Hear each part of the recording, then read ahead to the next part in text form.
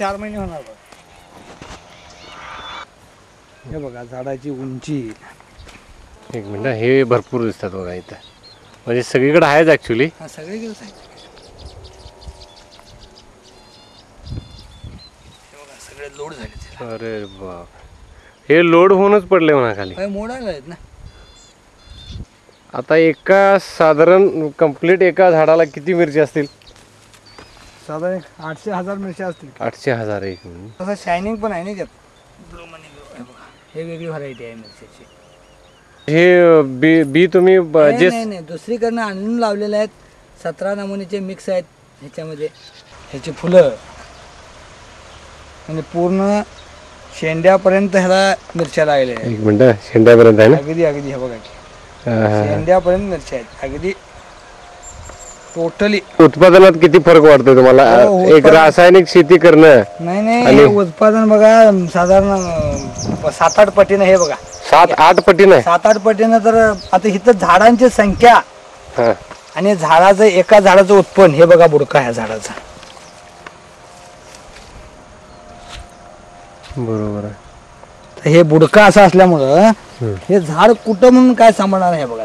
म्हणतात फुलं गळायचं काय, तो काय भानगडच नाही. असं जर प्रत्येक शेतकरी जर उत्पन्न घ्यायला लागला तर खरंच शेतकऱ्याचं नशीब खुलणार आहे हो. असल्या प्रोडक्टनं मिळत आणून लावलंय बघा, थोडक्यात सांगायचं म्हणजे. तरी हे एवढं पॉवरफुल आलंय. एवढं आलंय.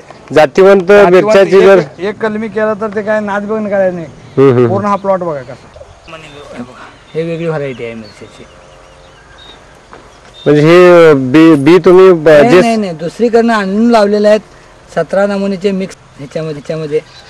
म्हणजे असं जातीवंत एकच असं चांगलं उडकून आणलं असं नाही. बरोबर. पक्षा तर तुम्ही ह्याला जर हात लावून बघा वजन किती आहे पांडीचं. बघा हे हात ऍक्च्युअली बघा.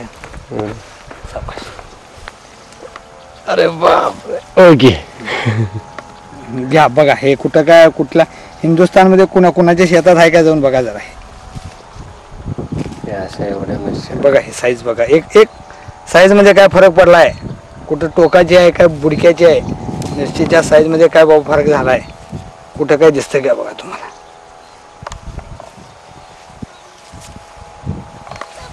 हा भरते ना. तर काय कुठले झाड म्हणून रेकॉर्ड करणार आहे तुम्ही. एकापेक्षा एक दबा जीव तोड झाड आहेत. एकापेक्षा एक आहेत. याला पण भरपूर आहे बघा की. नाही होय बाबा, हा एखादं कुठं तर झाड पिकलंय असं काय बागच नाही बघा. घ्या दाखवा लोकांना. हे बघा खुळं पीक आहे. खुळं पीक खुळा प्रोडक्ट आहे. पीक खुळं म्हणण्यापेक्षा हा प्रोडक्ट हा खुळा आहे. बघा एवढं हलवलं तरी काय पडायचं काय भानगड नाही. काय भानगड नाही. म्हणजे मिरची झडत नाही. तुम्ही त्याला तोडायलाच पाहिजे. होय तोडलीच पाहिजे मिरची. म्हणजे या झाडाला आपलं प्रोडक्ट आतनं स्ट्रॉंग बनवतं. त्याचा प्रतिकार शक्ती पूर्णपणे वाढवली जाते.